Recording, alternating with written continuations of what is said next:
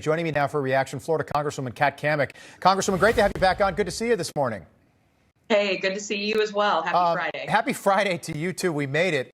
So the New York Times wrote about this yesterday. It's an old Democratic strategy. Bill Clinton used it in '96. Basically scare voters. Tell them Republicans are coming for your Medicare and your Social Security. Does it work for Biden in 2024? No, absolutely not. And I thought it was curious. He stopped at the University of Tampa when he could have just easily driven the 30 minutes to the Villages, where you ironically have the largest Trump club in America. And he could have tested that line out there. But listen, I know he doesn't remember what he said in the 90s. And he certainly doesn't remember what he said in 1975 when he first proposed sunsetting Social Security and Medicare, because quite frankly, he doesn't remember what he had for breakfast this morning. So we're going to have to keep reminding him that he is the original architect of cutting Social Security and Medicare, that in fact it is not Republicans who wanted to do that.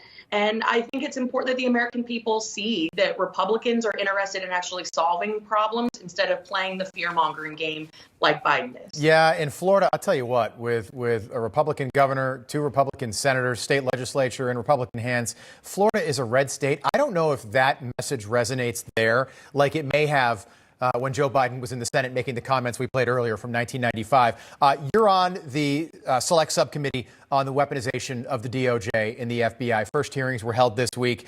Really interesting stuff. Basically talking about what the FBI did hand in glove with the Democratic Party before not just the 2020 election, but the 2022 election, to try and swing elections across the country in Democratic candidates' favor. How important are these hearings? Oh, these are extraordinary hearings, some of the most consequential work that we will be doing in terms of oversight this Congress.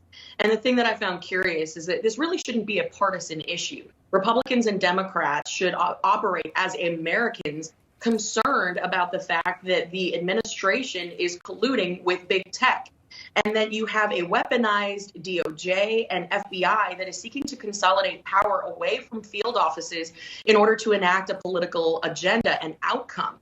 I think people should be deeply concerned about this, because at the end of the day, we should all be striving for truth rather than a political outcome.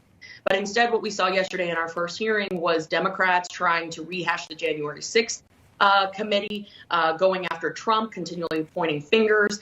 And they were trying to discredit FBI agents, whistleblowers who have come forward. It was truly eye-opening. I know certainly for folks back home in my district watching, but there's a whole heck of a lot more to come. And Americans should be deeply concerned about their civil liberties being infringed upon by these weaponized agencies. Yeah, and I just want everyone at home to know that these are not one-off hearings, which we typically see in Washington, by the way, and we are committed to covering these as they continue throughout the year. Congresswoman, 2 weeks ago, almost to the day, DirecTV drops Newsmax from their lineup. They did it to OAN 12 months ago, so there's a clear pattern here of censorship. If you're a conservative, not if you're liberal, progressive, a Democrat, how shocked are you that this is still happening in America?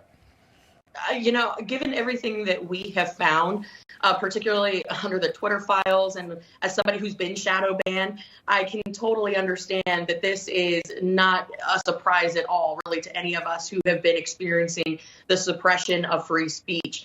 So I think that as conservatives, we have to stand up. We have to push back. We're getting it in all forms, through academia, through Hollywood, through news. Corporate media, you name it, we are constantly under attack. We have to be more vigilant than ever in making sure that Americans have options when it comes to their news, and certainly making sure that we're protecting that most sacred First Amendment. I've said that so many times. If the same thing happened to CNN, I might chuckle about it, but I would not support it in any way, shape, or form. Americans should have options. Congresswoman, have a great weekend. Enjoy the game on Sunday. Good seeing you. Hey, thanks so much.